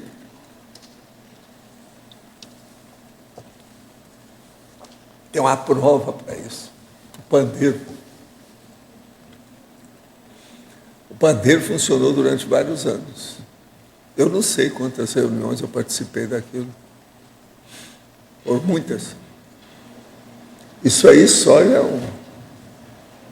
uma sustentabilidade de tarefa, né? Muito séria. Sustentabilidade de tarefa. Presta atenção. Como é que é? Eles nunca fizeram reunião sem eu estar lá. E o negócio era focado. Tudo que pudesse criar algum problema, mesmo de refutação, confutação ou qualquer coisa, era comigo. Quem tinha que decidir era eu. A responsabilidade era enorme. E outra coisa, tinha gente de alto gabarito, todo jeito, que dominava e dirigia tudo. Então eu ali era o réu, mas às vezes era o juiz, às vezes era o vogal, às vezes era o advogado de defesa, às vezes era o professor, às vezes eu era o aluno, mas eu estava sempre lá dentro, não tinha jeito. Eu era o assistente, eu era o assistido, tudo isso aconteceu lá dentro. Então é uma coisa muito séria. Bom, Agora, por exemplo, ali, se tivesse mais gente, a gente ia receber aquela comissão que veio do fim do mundo. Eu nunca vi isso lá. O que tinha era todo mundo mesmo, dentro de um núcleo só. O núcleo era o mesmo, entende? Agora, tinha gente de todo jeito. No caminho assim da criação da chegada no ser evoluciólogo, todos vão assimilando essa bandeira, transformando-se numa bandeira, por isso cada vez vão ficando mais convergindo em cima de uma pessoa só, uma linha de conhecimento, alguma coisa? Não é bem a linha de conhecimento, não é só isso. O processo todo é interassistencialidade para chegar no evoluciólogo. O caminho é esse. O meu caso, é isso que eu estou fazendo hoje, esse trabalho, esse encargo, função, seja lá o que for, isso aí não é por causa do evoluciólogo, é um processo da Reurbex. Então, por exemplo, na Reurbex tem gente que é pé de chinelo, pré-serenão, tenepsista, ofiexista, tem de tudo. E tem eu também que estou no meio disso povo. O problema é esse. É igual o engenheiro... Todos vocês estão dentro da Reurbex. A pessoa entrou no curso intermissivo, eles já mostram para ela isso aí. Você sabe que já chegou gente para mim, na década de 80, falando sobre a reurbanização e não falou de curso intermissivo. Quer dizer, ele pescou o negócio com tanta seriedade em matéria de mudança da terra, que ele não viu o curso intermissivo, que aquilo que ele entendeu foi lá. Ele não lembrava disso. Mas ele falava bonitinho o processo da reurbanização para mim. Você veja bem como é que ele ficou, vamos dizer, fixou uma determinada lembrança bem específica, pensou aquilo na retenção dele. Quem que foi? É um cara. É gente humana, é um sujeito. Eu não posso falar porque ele está envolvido com a opção de coisa lá, que deu. É fora do Brasil.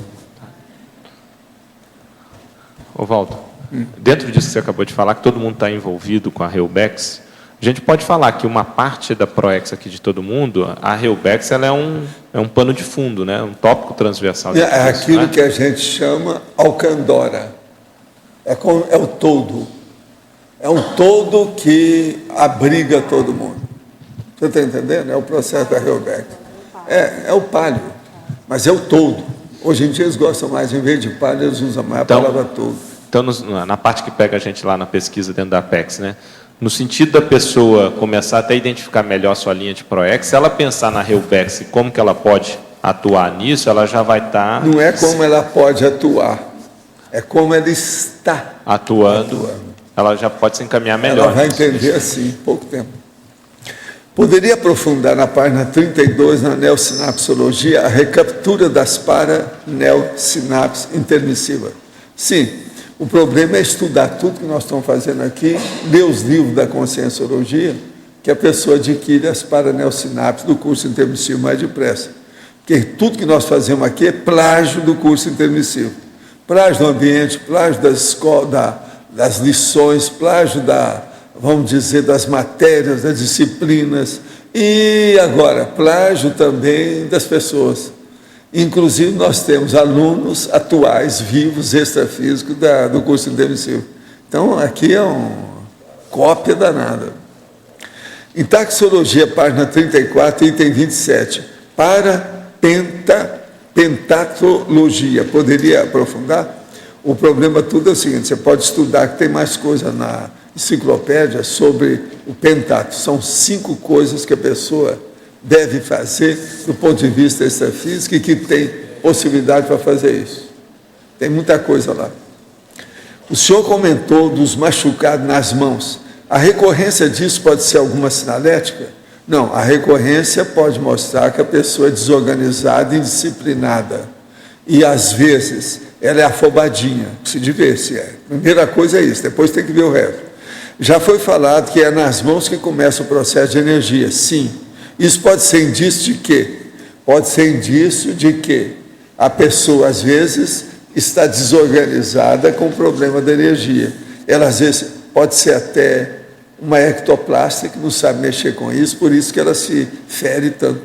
Tem muito disso.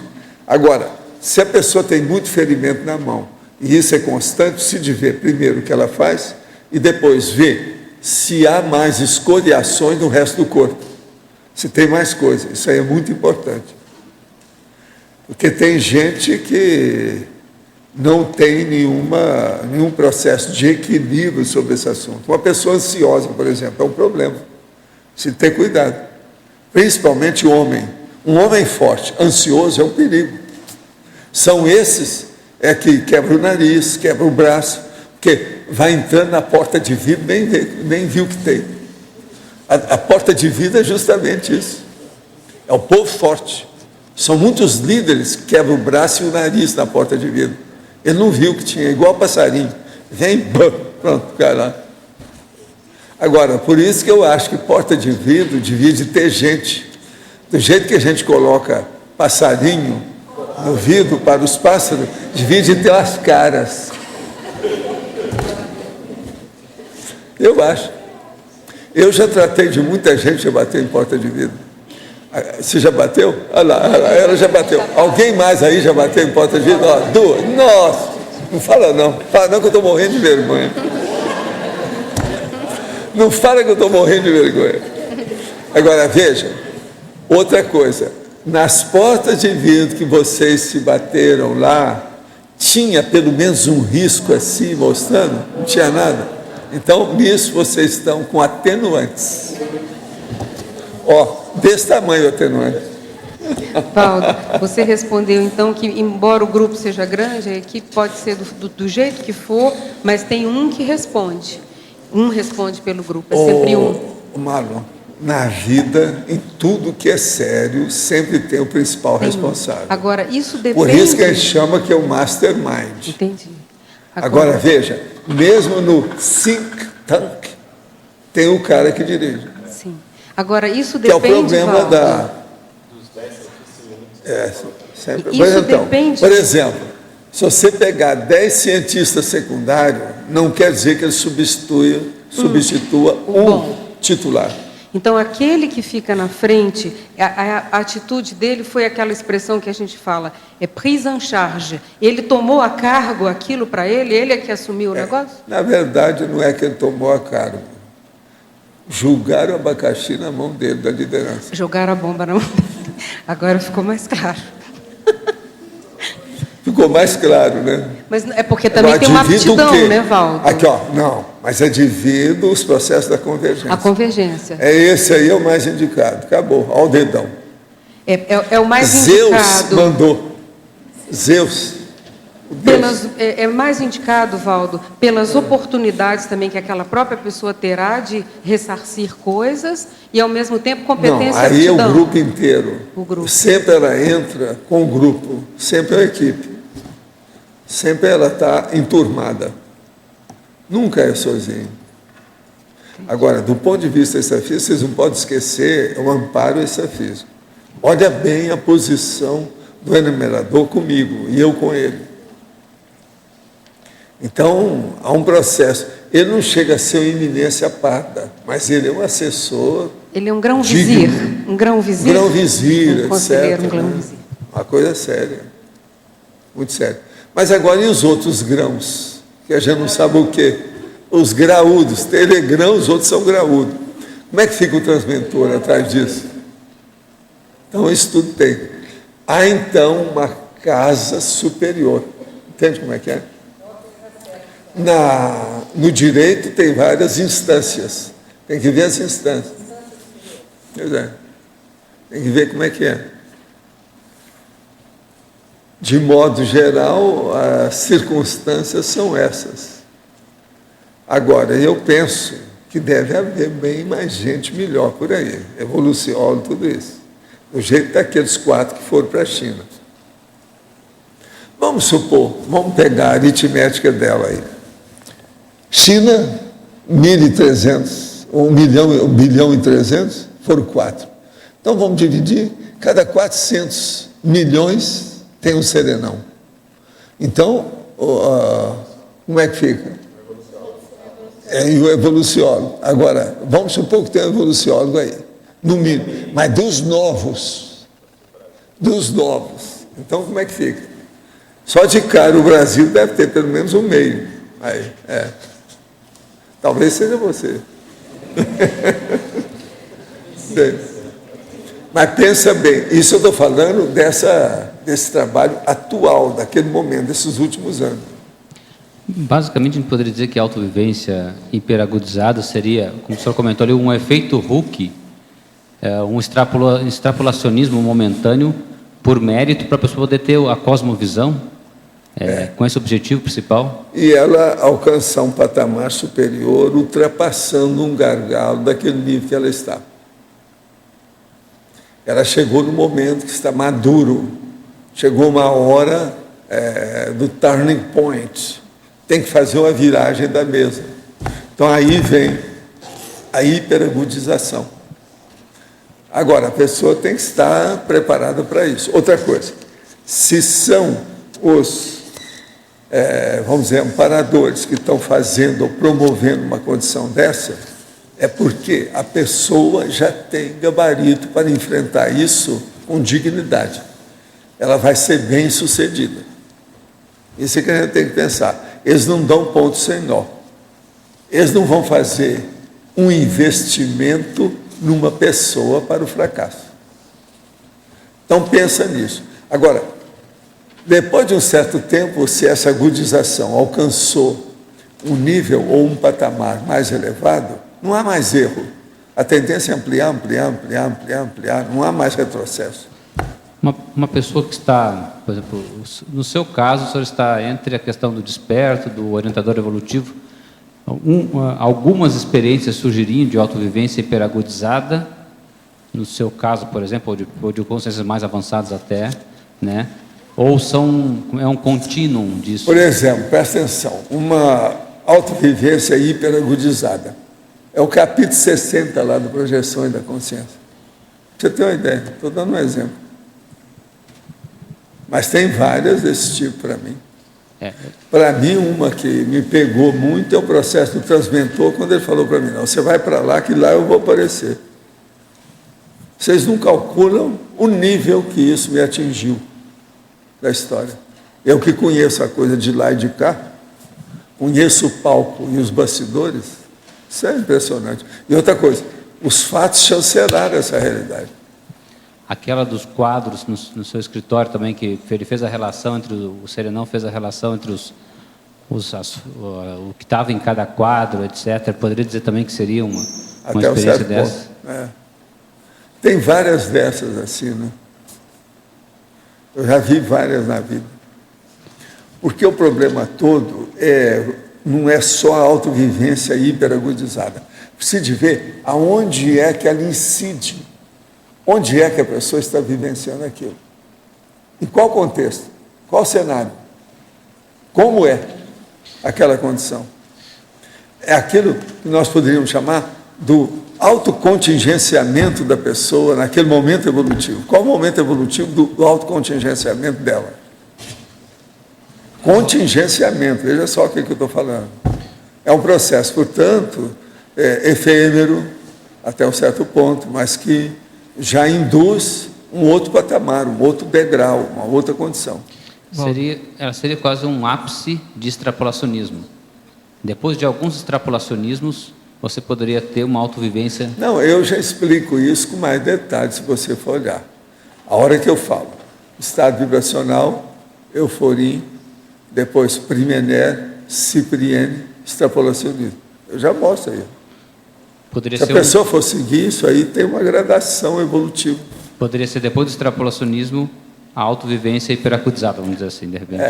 Agora, aí você pode pôr uma opção de coisa no intermeio, né? O intermediário aí. Qual? Por exemplo, mega euforização. É uma opção de coisa. Valdo, essa média que você falou dos 4 evoluciólogos lá na China, né, uma média de 1 a cada 400 milhões. Você está se referindo a evoluciólogo tem muito mais do que isso. Tem muito Eu mais. Estou falando é que naquela oportunidade, só ali tinha 4.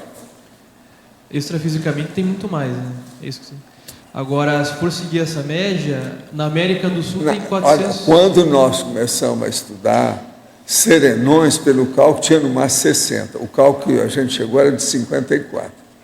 Agora, evoluciólogo tem centenas. Entende?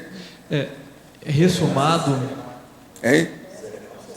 54. Era o cálculo que a gente fez, isso há muito tempo. Isso foi na década... Isso faz 40 anos, por aí. Você fala muito do transmentor, mas como CONSIM, você tem alguma... Como é que é? Como CONSIM, algum evoluciólogo ressomado, você tem algum indício, alguma informação? Eu já vi alguns. Aqui na América mas agora eles não participam, eles não falam, eles também não permitiram. Mas no Brasil... Eu sou uma pessoa que só falo quando mandam. No Brasil ou eu sou pau mandado. Mas no Brasil, aqui na... deixa para lá, né? Está por aí, tem muita gente por aí afora. Vamos ver o que dá, né?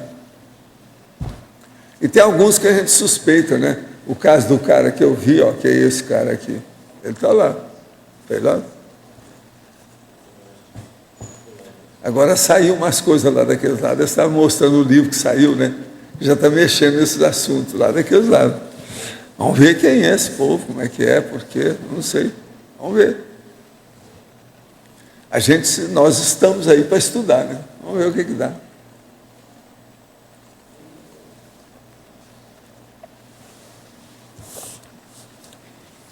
Professor Valdo, letra B. Sim. Por hipótese, nós poderíamos pensar se essa distribuição dos evoluciólogos seria geopolítica ao invés de geográfica? Geopolítica, mas existe aí também o processo demográfico. Demográfico. Então, preciso examinar isso. Na questão da Reorbex, a demografia influi muito. Isso é tudo consequência que eu cheguei pelos meus estudos. Tem que estudar muito isso. Tá certo. Certo? Professor Ron, sim. Aqui na letra D. Eu sei que o pessoal está perguntando muito de evoluciólogo, e o senhor, uns tempos atrás, em tertúlias, o senhor comentou 2 casos, que eu sei que o senhor preserva muito o anonimato e a descrição, né? Mas o senhor comentou de um evoluciólogo que teria estado numa palestra do senhor lá em Florianópolis, naquela de mais de 1000 pessoas, que era um homem. E o senhor falou também de um caso, há muitos anos atrás, que seria um poliglota que foi procurar o senhor, que teria levado mais de 50 perguntas. Isso o senhor falou numa tertúlia no Salão Verde, há muitos anos atrás. Agora, ainda tem outra aí. E tem também o caso que um dos meus amigos extrafísicos falou assim, ó, teve um serenão no seu curso no Nordeste. Agora, no curso, eu não sei como é que foi, porque tinha uma palestra grande. Ele falou que tinha um serenão no meio. Mas eu não sei quem. Assim, ó. Essa do serenão é que eu fiquei encasquetado para saber quem era. E no Nordeste. E ele falou serenão. Por exemplo, se ele tivesse falado serenona, eu já ia desconfiar que fosse a Rosa dos Ventos, uma coisa. Mas se fosse, eu já tinha visto quem era. O pior da história é o seguinte, que quando eu conheço o serenão assim, ó, cara a cara, depois não aparece mais para mim. Ele some. Se fosse porque... Se a pessoa, se ele aparecesse, então, por exemplo, ele aparecer fisicamente, tem que ser uma pessoa que eu não conheça, né? Tá, mas, professor, no caso do serenão e lá de Florianópolis, foi uma coisa que eles vieram no curso, entraram e saíram, o senhor acho que não conseguiu, talvez, identificar quem era direitinho. Mas nesse caso que aconteceu há muitos anos atrás, que parece que esse evoluciólogo chegou para o senhor com 50 perguntas, o que ele queria perguntar? O que era isso? Ele queria saber de umas coisas que eu tinha experiência e ele não. Do ponto de vista físico. Então, eu informei tudo que eu podia e ficou por isso. E ele foi lá trabalhar aquilo e aplicar o que ele precisava, etc. Tal. O homem estava ajudando muita gente, uma opção de coisa. Mas não ia aparecer em nada, pelo jeito dele lá, não ia aparecer nada. Porque você sabe, uma pessoa pode ajudar demais sem aparecer. Né? Tem muita gente assim. Muita gente faz isso. Você já esteve no interior, viu uma família. Lá naquela família, a principal pessoa que estava lá, ninguém dava valor para ela. Você não falou isso? Quantos eu vi desse jeito no interior? No interior tem muito disso. Tá, mas, professor Valdo, a gente parte do princípio que o evoluciólogo, para ser evoluciólogo, ele tem uma certa onipresença, um certo conhecimento. Mas se como é que é ele isso? não mostra... Você já pensou, por exemplo, eu posso mostrar, ou melhor, deixar de mostrar a minha força presencial total. Eu corto a minha barba, ponho uma roupa bem renquém e fico com cara de tacho. Eu sou capaz de fazer isso tudo. Mas, Valdo... Ninguém vai ver quem sou eu. No entanto, eu posso mexer nas energias, mexer com um monte de coisa, sem ninguém ficar sabendo. Se eu sou assim, se vocês podem fazer isso, se eu posso, que dirá esse povo? Mas olha só, nesse caso aí, deixa eu ver se é isso que você está querendo saber, César. Você está tirando, ele está camuflando, isso é uma coisa. Mas pelo que você disse, ele foi até você para perguntar algo que ele não sabia, essas 50 questões. Que ele não sabia porque o processo era físico. Então não tinha uma vivência superior a ele. Então, o transmentor falou para ele, procura o Valdo. Então, mas aí que está. Dentro do que o César estava falando, quer dizer, o nosso conceito de evoluciólogo, em tese, ele já saberia. Isso. Não saberia. Você tem que ver o seguinte, são coisas da vida humana de quem conviveu com aquelas pessoas. Quem conviveu fui eu. Ele nem conhecia as pessoas. Outra coisa, isso é da época aí. Eu já tinha, que idade que eu tinha naquela ocasião? Ele também já tinha uma certa idade. Então você pensa bem, ele não era extrafísico para estar olhando isso. E outra coisa, ele aqui como pessoa, ele está muito envolvido no momento, no zeitgeist dele, daquela contemporaneidade braba dele. Ele não tinha oportunidade para isso. Tá, o senhor podia dar um exemplo? Pensa bem, 40 anos. Agora, eu tive experiência dos 40 anos que ele não teve. Sim, mas por um processo parapsíquico, ele não seria capaz de acessar essa informação, por exemplo? Não tanto. É aí que está, entende? Eu não posso entrar nos detalhes da coisa, mas o negócio é mais bravo que vocês estão pensando. Mas o senhor podia dar exemplo, professor Valdo, de uma pergunta só? Isso ajudou um monte de coisa. Eu tenho certeza, porque eu vi depois os efeitos. Eu vi. O senhor podia dar exemplo de uma pergunta, ainda que genérica, assim, que ele fez, só para a gente ter uma ideia qual tipo de pergunta? Eu vou te falar uma genérica, que você acabou de falar, a palavra genérica, eu vou te dar uma. Ele queria saber, de algumas pessoas que eu conhecia bem, qual era a verdadeira intenção da pessoa. E eu tinha ideia disso. Professor? Pelo convívio. Agora, isso envolvia uma série das minhas vidas, dessa vida e meus contatos com o negócio demais. Primeira coisa, o cara não era de Minas Gerais. Eu nasci lá.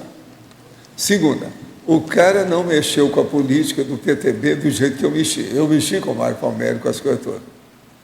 Então, eu estava por dentro. Outra coisa, eu conheci o Tancredo, conheci o Getúlio, você está entendendo? Ele não teve essa oportunidade de ver certas coisas. Eu queria ver as intenções de cada um. Agora, veja, a minha observação de intenção é que eu dava valor. Eu falei assim, você não tem uma, vamos dizer, apreciação das intenções dos outros medíocre. Você já entende do processo de parapsiquismo. Entende? Isso eu já venho me falando desse jeito. Então, eu quero saber de você qual é o seu diagnóstico sobre isso. Agora, pensa bem, só esse negócio de política que envolvia aí um monte de gente. Agora, eu vi muita coisa que aconteceu depois disso, inclusive com dessoma dos outros. Tudo eu vi. Agora, professor Valdo, eu vejo que o senhor fala que todos esses contatos, seja com o evoluciólogo, com aquela serenona lá de Nova York, o senhor muitas vezes consegue perceber os efeitos imediatos da visita daquela... Não. Não? Às vezes não, mas às vezes esse lá, por exemplo, ali não tinha muita coisa para esconder, porque ele falou tudo. Né? Agora, eu já tive alguns assim, não foi só esse não. Mas coisa assim, en passant, é pequena, sem muito efeito. Agora, ó, vocês acham que eu iria esconder alguma coisa que se fosse alto nível de esclarecimento, de explicitação, eu ia esconder isso? Não, eu falaria para vocês. Eu não falo porque eu não tenho interesse. Outra coisa, lembre-se do meu negócio do mantra, que a primeira recomendação que eles falaram, não fale para ninguém. Ninguém pode ficar sabendo disso. E é engraçado que ontem eu estava pensando no processo do mantra, devido ao processo da constituição da ideia que ele representa, que eu estava olhando as coisas como é que são. Entende? Então, por exemplo, eu nunca explicitei isso. Eu nem penso no assunto, que é para não dar telepatia aí para algum. Porque senão vai criar problema para a pessoa. Então aí cria problema, envolve, sabe? O negócio é mais embaixo, é mais sério, é o fundo da arca, eu já não sabe para onde vai isso. Então, se fosse interessante, eu falaria. Agora vejam, uma das coisas mais bravas que tem, eu já falei que é o meu negócio de ser o Zéfiro. Isso é pior do que qualquer dessas coisas. Devido o que me traz de complicação uma condição dessa. Eu tenho que ter muita autoconfiança para falar uma coisa dessa. Como é que fica? O processo da verbação, eu tenho pensado muito nisso, talvez seja o embasamento de toda a autoconfiança que uma pessoa precisa ter. Da verbação, a verbaciologia. Se você tem uma postura verbaciológica, isso aumenta a sua autoconfiança. Entende? Isso aí é uma coisa que eu não pensava muito. Ultimamente eu estou pensando demais nisso. Isso é seríssimo. É um arrimo, é um apoio que você tem à verbação. Nós temos que começar a pensar para ter uma visão mais ampla desse aspecto aí. Mas não é só autoridade moral, aí não é problema de cosmoética. Isso ficou pequeno. A coisa é mais séria. Pensa, esqueça a cosmoética, a moral, a ética, e pense, por exemplo, no exemplarismo. O exemplarismo do ponto de vista dos efeitos que você detecta, você mesmo vê. Você faz a prospecção e você diagnostica. Então, isso aí é uma coisa para a gente estudar mais, eu acho. Sabe? Esse processo de verbação foi falado em curso intermissivo, mas eu acho que a aula é muito superficial. Eu falei isso com o enumerador, ele também acha. Tem. Isso aí eu acho que teria que reformular um pouco, fortalecer, melhorar aquilo. Sabe como é que é? Ampliar um pouco. Eu penso. Eu julgo que isso aí é seríssimo.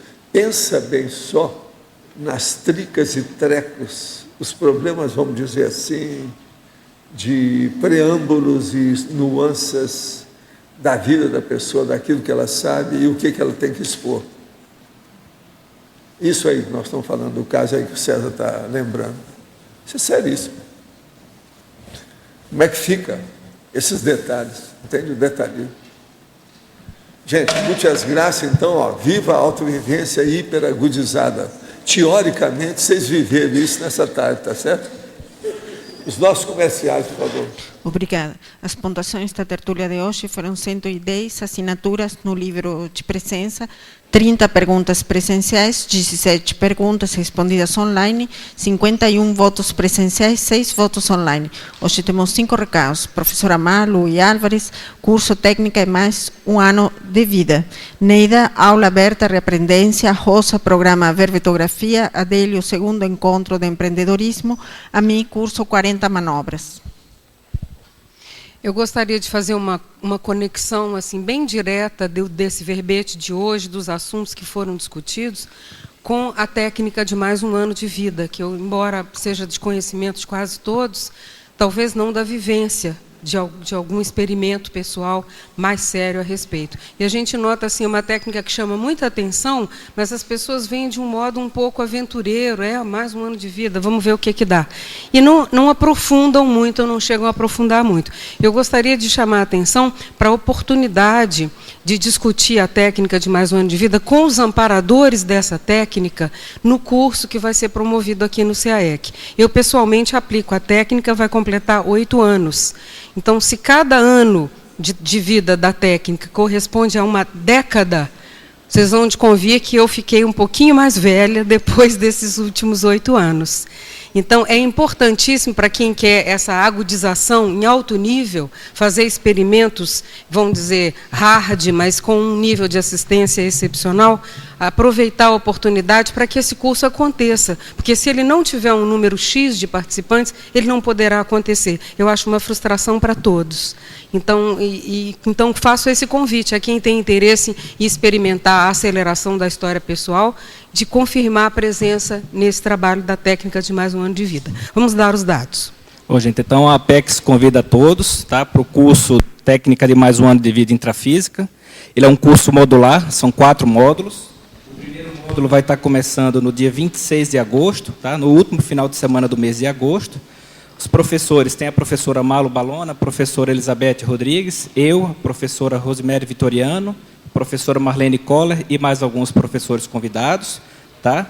E aí, esse curso ele é um curso de final de semana, então as pessoas precisam se programar, logicamente, né? Então deixamos o convite aí para os tertulianos e teletertulianos, para quem tiver interesse, que procure através ou do telefone aqui do CAEC, que é o 45 35 25 26 52, ou através do e-mail da Apex, que é o contato@apexinternacional.org.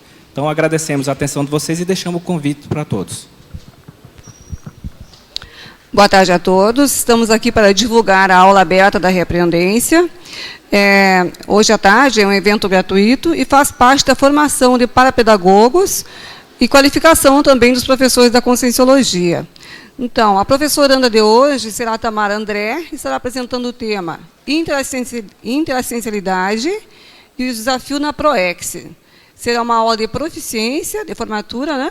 O horário é às 15 horas e o local é na Sala da Reaprendência, ali no antigo Salão de Eventos. Então, participem e estão todos convidados. Olá, boa tarde a todos. O nosso convite aqui é para o programa Verbetografia, que vai ser realizado agora na segunda, terça, quarta e quinta da próxima semana. Então, aquelas pessoas que já estão aí para o Congresso do Intermissivista e querem trabalhar nesses 4 dias, agora durante a semana, podem entrar em contato lá na Secretaria do CAEC e fazer suas inscrições. Aos moradores de Foz do Iguaçu também, a gente convida para fazer o programa Verbetografia. É um modelo intensivo semipresencial. Então, o que a gente faz nesse programa Verbetografia? A gente discute as sessões dos verbetes, a gente discute a interligação, as conexões entre as sessões dos verbetes, e, com isso, no final do programa, a pessoa já sai com o verbete, se não pronto, pelo menos estruturado, para poder encaminhar aí para a Enciclopédia da Conscienciologia. Existem 3 aulas virtuais que já estão disponíveis no site da Tertúlia, na página do Verbetógrafo. Essas aulas são importantíssimas de serem assistidas e podem ser assistidas para todas as pessoas, por todas as pessoas, independente delas fazerem ou não a inscrição para o programa presencial. Então, a gente conta com vocês, aqueles que estiverem interessados aí em produzir o verbete pessoal para encaminhar para a Enciclopédia da Conscienciologia. Obrigada. Pessoal, só reforçando então o convite que o professor Valdo fez, nós estamos abrindo dentro do evento o 2º encontro de empreendedorismo da CCCI, para que todos possam assistir hoje à tarde, às 15 horas, daqui a pouco, a palestra do Fernando Machado, que é o gerente da incubadora do PTI. Então, entre 15 e 16 horas, estamos abrindo para que todos possam assistir. É interessante observar como se faz para colocar, para implantar uma empresa lá no PT Empreendedorismo. Eu tenho hoje uma empresa lá e existe muito apoio para que essa empresa possa se desenvolver. Vale a pena observar essas questões, inclusive aí para desenvolver algum projeto novo, algum objetivo que vocês tenham aí nessa base empreendedora. Então, agora, daqui a pouco, das 15 às 16 horas, gratuitamente está aberto a participação na palestra com o Fernando. E eu gostaria de contar aí, nós gostaríamos de contar com a presença de todos lá, tá ok? Obrigado. Boa tarde. Eu gostaria só de dar um lembrete. Agora, em setembro, nos dias 22, 23, 24 e 25, vai ocorrer uma nova edição do curso 40 Manobras. Para aqueles que não fizeram e para aqueles que já fizeram, é uma oportunidade de estarmos treinando o nosso domínio energético a partir das manobras básicas, mas visando um upgrade na nossa interassistencialidade. É um curso ministrado pelo professor Epicom Mário Oliveira, e não tem nenhum tipo de pré-requisito. Maiores informações na recepção do CEEC, telefone 3525-2652. Obrigada. O verbete eleito para amanhã é sustentação do erro, especialidade para patologia. Obrigada e boa tarde a todos.